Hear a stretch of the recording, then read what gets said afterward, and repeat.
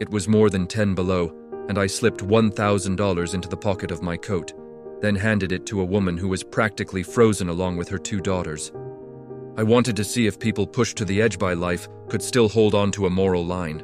That day I had just walked out of my hotel and the whole street looked like it had been swallowed by white.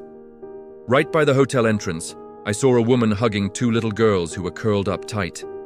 The 2 girls, maybe 7 or 8, had purple lips and faces turning bluish from the cold. The woman was wrapping them as tightly as she could in her one jacket.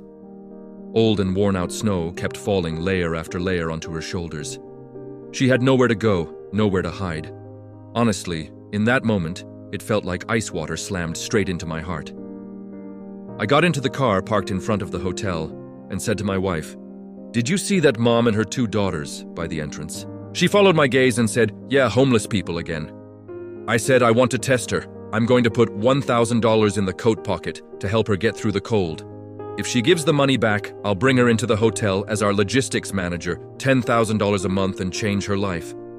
My wife immediately snapped, "You're crazy in this weather. They're going to keep that money just to survive." I didn't argue. I just said one thing: a hotel needs someone it can trust. Then I tucked the $1,000 into the coat pocket, got out of the car and walked into the snowstorm. I crouched down in front of them and said, "It's way too cold. Put this on. This coat is thick. It'll get you through the whole night." The woman froze and shook her head quickly. "No, it's too valuable." I put the coat right over her shoulders and said, "First, just survive." Her hands were red from the cold. She grabbed the coat tight and said in this rough, trembling voice, "Thank you, God bless you." One of the girls looked up and asked in a voice so quiet it was almost swallowed by the snow, "Sir, won't you be cold?" In that instant, my heart tightened up. I smiled, didn't say anything, and went back to the car.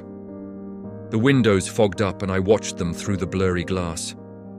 My wife said coldly, "The second she feels that money in the pocket, it's gone." I didn't say anything. I truly believed there are still honest, kind people in this world.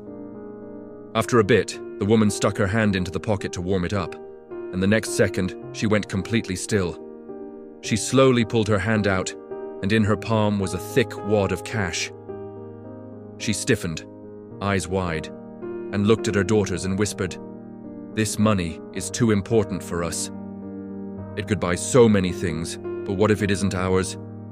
The very next moment, her expression changed completely. She stuffed the money back into the pocket, hugged her 2 daughters tight and looked around nervously. In the middle of the snowstorm outside the hotel, my wife sneered, "See, she's going to run." My heart was pounding and hurting, but I whispered, "Wait, the real test is just starting." What she did next left me totally frozen in the brutal cold. She didn't run, but the choice she made after that shocked me even more than her taking off. Would have wanted to know what she chose in the end. Type part 2 in the comments.